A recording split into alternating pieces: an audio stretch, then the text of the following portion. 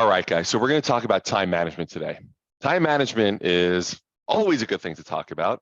It is so wonderfully relevant right now and always to our business, especially in real estate, because we really don't have, in so many cases, a whole lot of structure around us that if we're not managing our time, no one else is doing it for us. Guess what? You work for a corporation, you're punching a clock. They're managing your time for you, right? You have to show up on time, right? You better get your work done during the allotted time.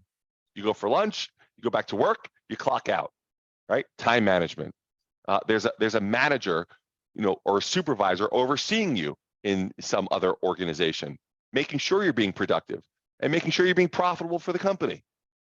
But with real estate, when we run our own business, we're independent contractors. Time management, you know what? Listen, I'm going to sleep in today. We get up at 11, right? Show up at the office and, it's lunchtime. Go for a nice long lunch. Come back after a long lunch. Oh, God, I'm exhausted. I can't do any work right now. Let me just shoot the shit with a buddy for a while. Let me check emails and Facebook. Guess what? It's time to go home. How was that for a total non-productive waste of a day? So time management is so vitally important for running a really productive business, especially in this business, because it doesn't exist that much. So when you do it, when you participate in time management, it really does set you apart from the competition. So it's super cool. Point number one, be careful not to create a schedule based on someone else's production, because every schedule is designed individually. So when you're putting your schedule together for time management, don't just copy someone else's schedule. Oh, this person sells 100 homes a year. I'll just use their schedule. That's not exactly the way it works. It really doesn't equate in that way. There are certain basics in the schedule that you'll need that they have, but make sure a schedule is based on your own needs, your own business plan, your own goals. Point number two, having a precise schedule can solve almost every production problem you have, provided you follow it. Most of the time, the production problem that people have, show of hands, who needs more business? I'll raise them both up. We need a lot more business, right?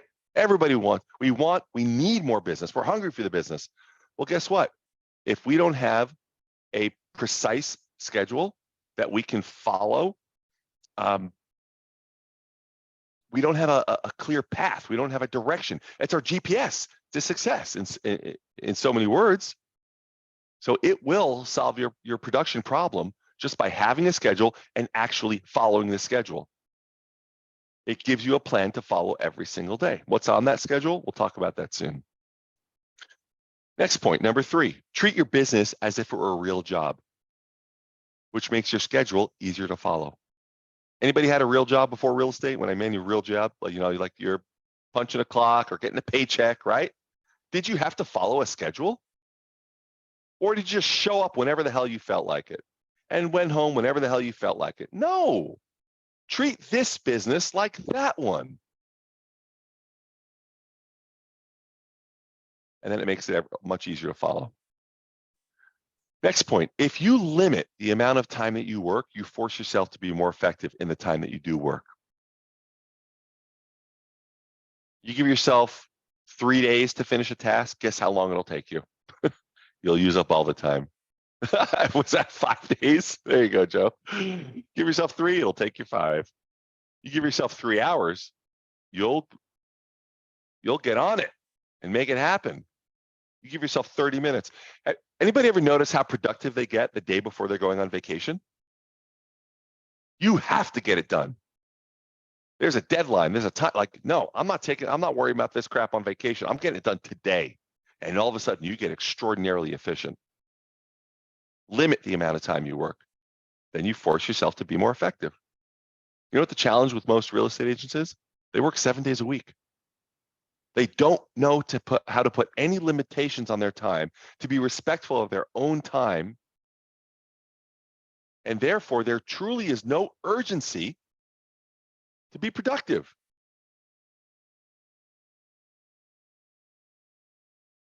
Next point. This is kind of a neat exercise for those of you that have never tried it. It's called the time versus motion study. We've talked about it briefly in the past, but keep track of your time, hour by hour, for 2 weeks to identify the strengths and weaknesses of your time management system. I've actually never done it for 2 weeks. I've done it for about a week, where you just write down, 7 a.m., 7:15 a.m., 7:30, 7:45, 8, 8:15. I know Joe's done this in the past, but you just write down and you start making notes of every single thing you do.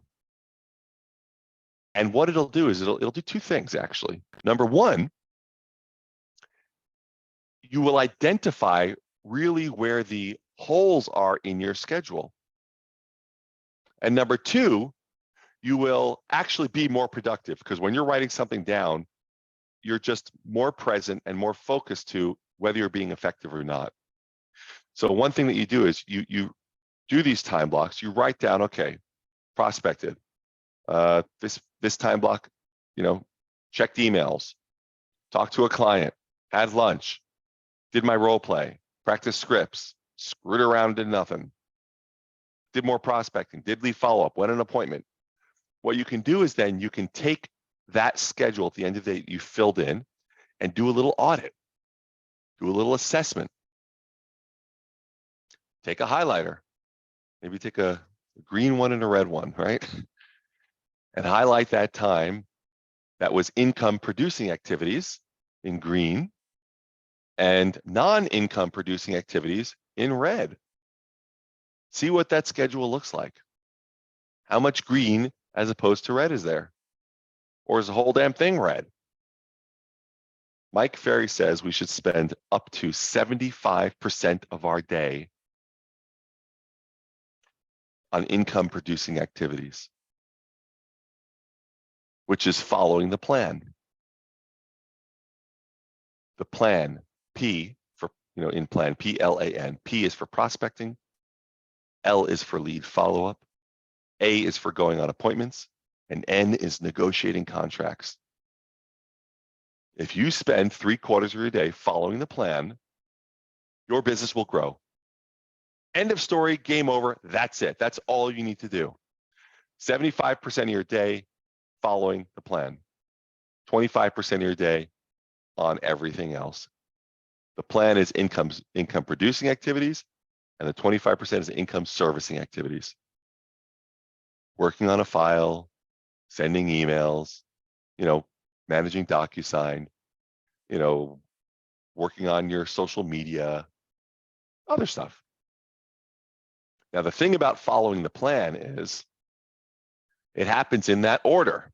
Actually, I wrote this down for Rachel. Give me a second. Let me bring in the little board that we wrote about this very topic. Let's bring this into view.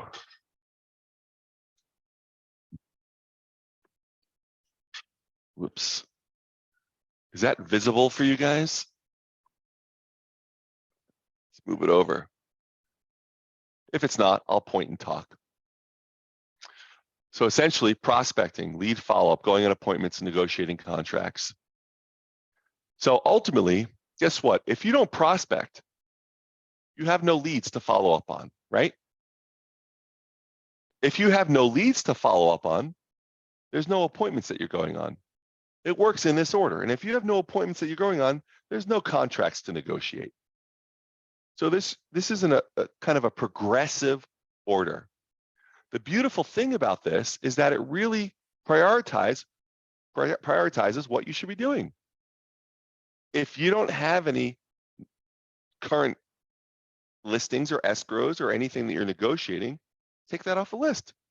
You have more time to put these 3 things into the plan, your allotted time to work the plan.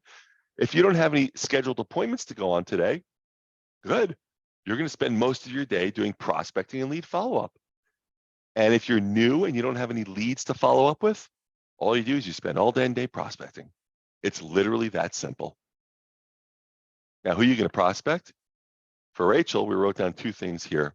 There's people that you know and people that you don't know, right? So we wrote down sphere for people that she knows, but that group is very limited in size. and there's people she doesn't know. So door knock. And that's ultimately, we talk about keeping your eye on the ball in baseball or any other sport. Keeping your eye on the ball in business is what's the ball? Taking listings, right? That's what it is. I mean, it's buyers and sellers, right? But you want to build a, Vivian's on this call. You look at someone like Vivian. How does she build such a big business? It's a listing-based business. You can't do 80 or 90 or 95 transactions a year running around with buyers all over the place. You have to control the market by taking listings. Next point. Your schedule should be kept in a place where it will be seen by many people. Accountability is critical. Post it in several places. Accountability. We talk on our team about accountability a lot. And accountability is the ability to be counted on, right? Accountability. Can you be counted on? Accountability is really nothing more than integrity. Are you doing what you said you were going to do? Very easy to get squirrely with ourselves. I have a headache. I can't do that today, or I'm tired. I stayed up too late last night, or I just don't feel like it. But somebody else around you holding you accountable, it's really like the highest form of like love and caring for someone is holding them accountable. And that's why we make our schedules public.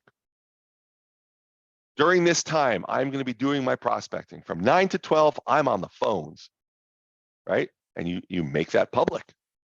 And then there's people around you that can hold you accountable. So that's super cool. Okay, point number next. Not having strong personal goals and objectives will always cause a time management problem. So it's kind of interesting that you can tie goals into time management. Sounds a little odd when I first heard that point, but it's so true. If you aren't clear on why you're doing this thing, then you don't have a whole lot of motivation to do it, right? If you're not clear on why it's so important that you want to be fit, physically fit, it's really hard to hold yourself to accountability on showing up at 5 a.m. at the gym or whatever goal you set. But if you're clear on that goal, you make it work. You show up. So back to goals now. Do you really know, why you want it, how badly you want it, and what price you're willing to pay to get it? Because if you do, sticking to a schedule becomes real easy. Next point. Following your schedule is simply developing a habit like any habit you have. The more you do it, the easier it becomes. And remember, it takes time to follow a habit and to create a habit. So in the beginning, it's easy. You're like motivated. I'm going to do this. And then like a day or 2 or 3 goes by and it's like, you kind of want to fall off the wagon. So you got to create that discipline. But you're just creating a habit like in anything else in life, right? Just create the habit in the beginning. Next point.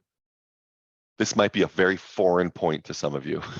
It was for about the first 10 or 15 years of my business.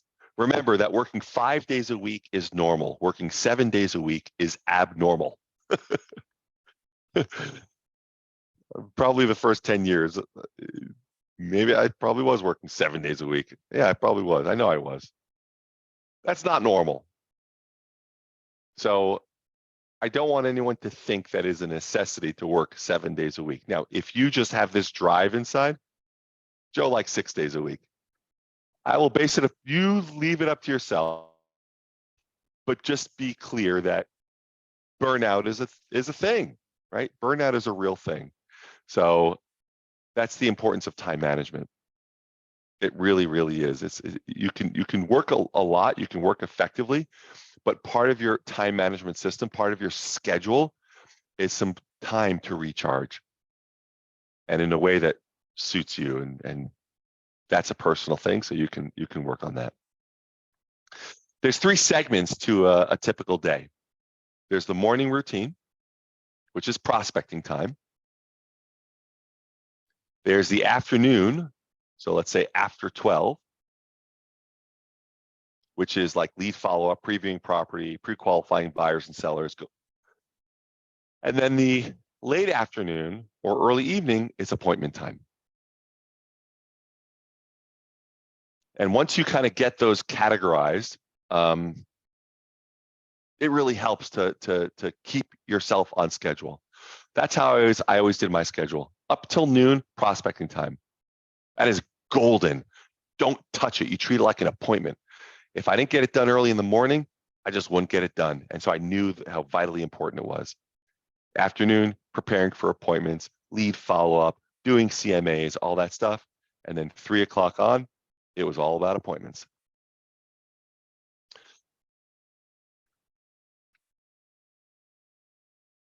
And then the last point that I wanted to mention is, since we can't let anything interrupt or delay a listing appointment, like we wouldn't let anything interrupt a listing appointment, right? Like, oh, let's go grab coffee. Nope, got a listing appointment, dude. Like, I'm not missing that for coffee. Since we can't let anything interrupt or delay a listing appointment, don't let anything interrupt your morning prospecting appointment. Prospecting is the core of the business that makes everything happen. So if you don't have the business you want, if you don't have the listings or the escrows that you want, do it through lead gen, do it through conversations, and pick a time of day that you treat it. It's special. It's a special golden opportunity to build your business. So treat it with respect. All right, let's open up the mics. What are you guys going through? Any challenges you're having? Any points, comments on time management or anything else in your business that we can address?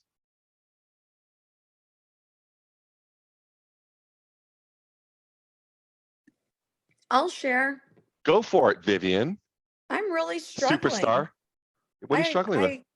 I know I'm really struggling. I can't get out of my pajamas, and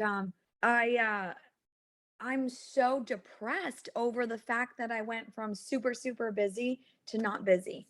And it's really a struggle. And I think if people like me admit to that, when I say like me, I mean, I'm used to doing business and there's nothing going on. When I say nothing, I mean very, very little. I'm doing lease listings now and grateful. I'm like, okay, it's a lease listing. I can put a sign out on the yard. I should be grateful. But I'm really struggling with, I think part of it's my ego that I should be busy. So I don't know. I don't know what to do. And you really help me in the sense of everything you say. I don't sound like I know, but internally we all kind of know what you're saying, right? It's logical and makes sense. But when you hear it from someone else, it really penetrates. Yeah. So I'm really grateful that you do this call every Monday, or what day is this? Is it Tuesday? I don't even know what day it is. Is it Tuesday? Whatever day today We is. do it every Monday plus one. Oh, so it is Tuesday. Okay, got it. So right now I'm spending more time connecting with agents. Yeah. Because I know that when I do submit an offer, or if I do need something, the relationships with my colleagues is going to be more important than ever right now. So that's what I'm spending my time doing because I don't know what else to do with myself. I'm used to complaining about how much time I don't have. And now I'm like, oh my God, I'm sitting here looking out the window at the rain and I just can't get my stuff together. Yeah. I don't know what to do.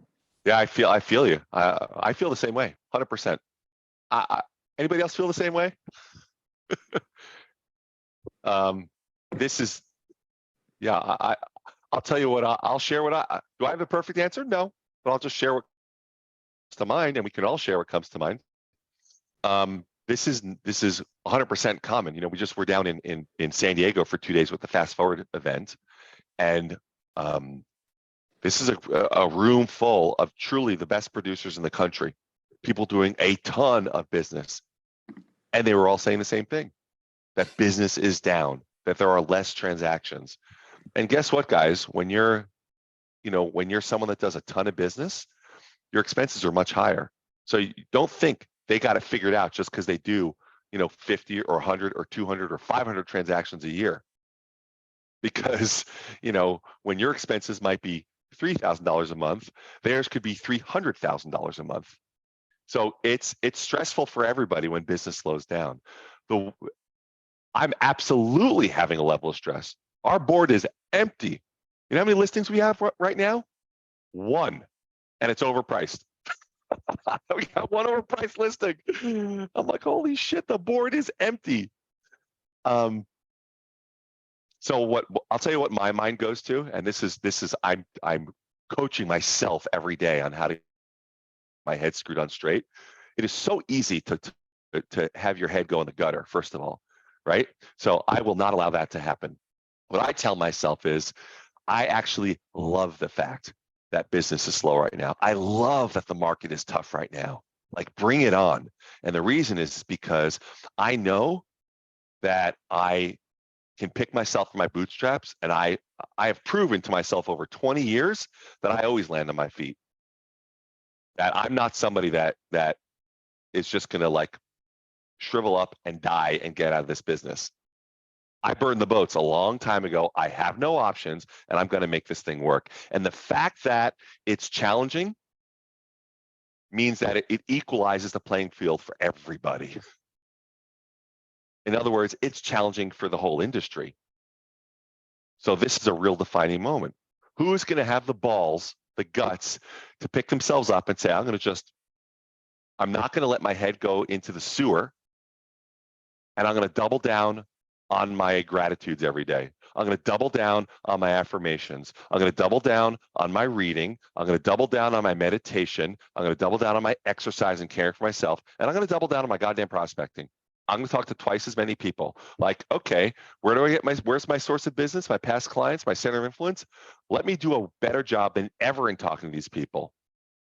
And so that's what I've been doing. I mean, every single day I have my morning routine that is those things I just mentioned, exercise, meditation, gratitudes, affirmation. And I just see that, there are going to be agents that leave the business. And now is the time for those of us that really have the guts to say, I'm going to step up and do whatever the hell it takes to have success and actually take action, more action than I've taken in the past several years. Those are the ones that are going to be standing, last man standing, last woman standing. So I'm trying, I view this time in the market, Vivian, as a time where where the great agents are going to expand their market share. And unfortunately, the weaker agents, the less committed agents, are going to not just reduce their market share, they're going to have to leave the business. It's funny you say that because I actually just expanded my farm. I realized that if my farm is this big right now and there's less inventory, I need to do this. So the catch 22 is, I spend about $100,000 a month on whatever, employees, salaries, postcards, signs, broken sign, all of that stuff. It's quite a lot. And I'm making like no money right now. So I'm supposed to spend more money. It's really stressful. So You guys hear that? It's really, really stressful. And I'm okay to share this because, I mean, look at me. You can tell I'm not doing well. But I'm still okay. I'm still going to make it through this. I'm still going to move forward. But I think it's great to let people see you not doing well because I will keep going. Today's not a good day. So, yeah. And I did reach out to the other thing every morning, my team sets up 5, because it's all I can handle, 5 prospects to reach out to. It's usually sellers where I get on the phone and call or text, email, whatever it is. So I'm doing that, but now I'm bumping it up to 10. So everything that I'm doing, I just have to do more of, except for the spending money part. That I have to do a little less of. Absolutely. Yeah. But social media is free, so post away. We were just on a call last week with it was an ops call that I lead. So we were talking with a lot of the ops people, and some team leaders showed up from all over the country. And that's exactly what we were talking about, Vivian. And these are agents that are doing 300-400 transactions a year. They're slashing expenses. So yeah, slash away, right? Who needs that shit? This is a great, and guess what? It's another wonderful opportunity to say, what can I get rid of that I don't need anymore? What is not serving me and serving my business? Like, what a great opportunity to get more profitable, because these moments of clarity, they positively impact our entire future. Like, there's things in your business that cost $1,000 a month or more or less, but they all add up to a lot more than that. What a great opportunity to say, let's get rid of this shit. Why are we even doing this?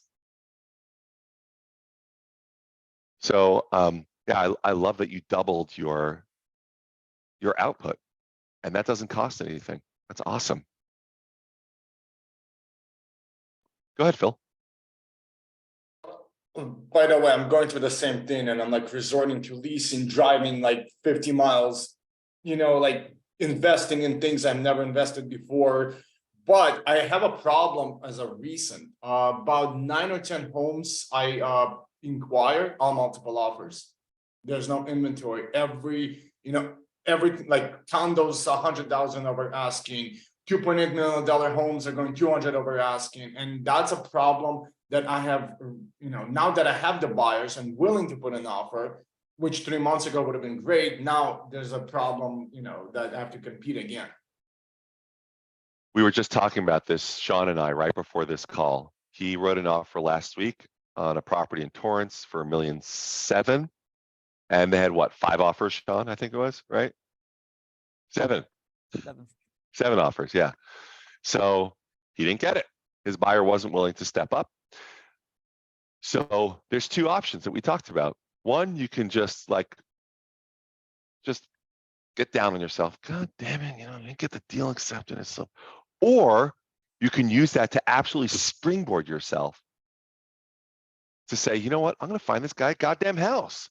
I'm going to go out in the community. There's nothing more relevant, by the way, than knocking on someone's door with a piece of information that really is relevant for them. So if Sean was to go out, what we talked about is, okay, that house was on a street called Entradero. Go right onto that block, and we'll knock on that block and the one next to it, and go in that community. Hey, how's you doing? My name is Sean. I'm with eXp Realty. Listen, I wanted to stop by today because you're aware of that house right over there in Entradero, right? Well, it just sold, and good for the neighborhood. It sold with 7 offers. The bad news is that I represented one of those buyers, and he didn't get it. He didn't get the house, and he's crushed because of it. So I really care about this guy. It's a wonderful family. I want to do everything I possibly can to find a house in this incredible community. Can I ask you a favor? I need your help.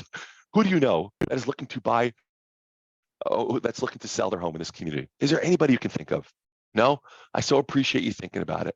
So tell me something. When do you plan on moving? And how long have you lived at this address? And where'd you guys move from? And how'd you happen to pick this area? And if you were to move, where would you go next? When there's a connection, a real connection to the neighborhood, and you're not just some sales guy or walking into the neighborhood, hey, who wants to sell it? Like, there's a deep connection. It resonates with people. This loss initially could be transformed into an enormous gain. Oh, the nicest boy just knocked on our door and he's looking for a client, Jeff, who do we know that wants, it's like all of us, it engages people in a different way. I know that because when I used to hammer out cold calls and I was using a triple dialer, and I was literally making 100, I did this one exercise. I made 100 contacts a day for a month straight. 100. Guess how many appointments I set? 0. How is that possible? Because I had contactitis. All I was worried about is contact. I did not create rapport with anybody. It might as well have been a total waste of time. But on the other side of the spectrum, what Sean has an opportunity to do now is really make a very deep connection, like a heartfelt connection with, you get the community involved in this. All of a sudden, everybody in the whole freaking community knows about this family and knows about Sean. So yeah, guess what, Phil? The best way to get your offer accepted when there's a multiple offer situation is if you're the listing agent. Really use this opportunity to step up, like do what Vivian did. She doubled the amount of people reaching out to. Do something that either double the amount of door knocking that you're doing, or if you weren't doing any before, take this as you know what? Let me do something. Let me get out of my own way. Let me stop playing small. Let me stop running scared. Let me just do something bold. Let me do something I didn't think I had the courage to do. Right? Like it's such a wonderful learning opportunity when the market just punches you in the face. You know, it really is like, God, I needed that, because that's the shit that like that helps you to, that really like boom, it can slingshot you because it makes you dig deep into some place you didn't have access to before. You know, they say good is the enemy of great. Things are good. Things are good. There's no need to dig deeper when things are good. And it was who was it? Not Jim Rohn. Maybe it was Jim Rohn who talked about challenge. Right? You can't improve without challenge. You can't get better without challenge. You can't get rich without challenge. Nothing like extraordinary happens without challenge. Look at anybody in history that has ever done anything extraordinary. It started with breakdown. It was never like, no, I was born, my family was worth about $100 million growing up. I had everything I ever wanted. Everything was handed to me. It was wonderful. Drove a Ferrari for my first car, ski vacations 4 times a year all over the world. And then when it was time for me to get a job, I just inherited a company. And then I had this epiphany that I can change no, people don't change the world when it's that, you know, they have to dig deep. So I know that there's a silver lining. You know, Vivian, you brought it up earlier, and Phil, you're mentioning this. For me, I'm struggling right now, but I know there's a silver lining. I know it. So I'm just digging deeper and saying, what the hell do we have to do? And that's what we're doing. We're spending a lot of time planning, restructuring, you know, doing more, talking to more people, you know, and I don't know, we're utilizing it in a really positive way. So these are the kind of times where you look back and like, that was the time where everything changed. What was I reading? Oh God, and I was reading something about somebody that was extraordinarily successful. And what they were talking about is their first million was the most fun. They've made hundreds of millions of dollars, but the first one, when they were eating ramen noodles, you know, and there was 6 of them living in a 1-bedroom apartment, and they were coding all day or whatever they were doing day and night, and they were just struggling and struggling. Those were the memorable times where they said, no, that's when we really dug deep. That was the most impactful, meaningful time of my life, because I really changed the trajectory of my life during those times. So I don't know, that's my 2 cents. I just feel like this is an extraordinary opportunity for us to really like grab the bull by its horns and do something bold and courageous that maybe we didn't have the guts to do in the past. Anyone else with some challenges we can address as a group?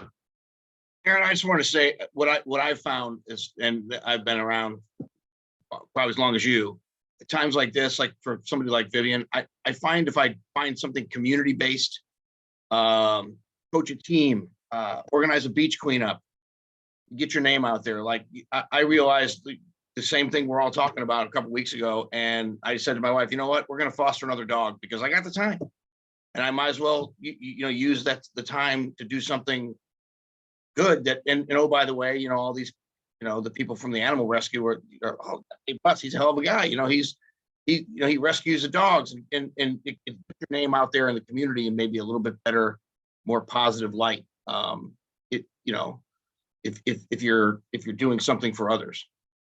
That's a great point. We just did an event 2 days ago on Sunday here in the office, and it was called Churros, Coffee, and Thank You Cards. And we invited our past clients, our sphere, to the office, and somebody was making churros, but the idea of the event was to bring people together and we partnered with an organization called Operation Gratitude, and we wrote thank you cards to our military. And Operation Gratitude takes those thank you cards and delivers them with care packages. The event really didn't cost us very much. You know, we had our home warranty person chip in a few $100. You know, it did cost me a few, some money, but it was at the office. It's not like we had to pay for a big expensive venue, right?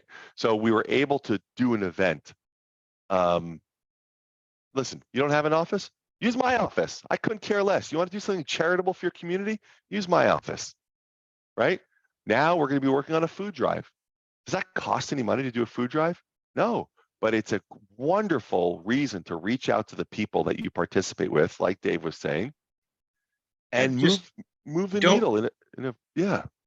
Don't discount the power of community-based marketing. I mean, it's not something you ever really covered, but for me, over 23 years, having my own business on the loan and real estate side, I mean, the community-based stuff, I coached the baseball team at Malibu High School for 10 years.